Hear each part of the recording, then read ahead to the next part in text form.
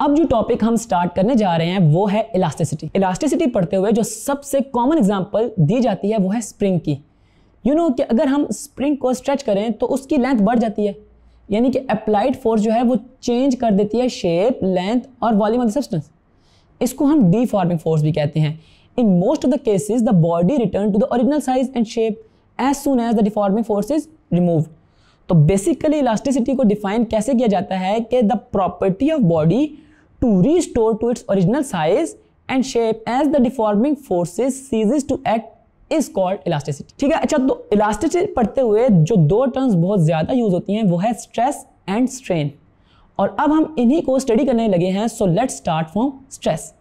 So basically stress is defined as the deforming force acting on unit area at the surface of body is called stress, यानी कि stress is equal to force per unit area.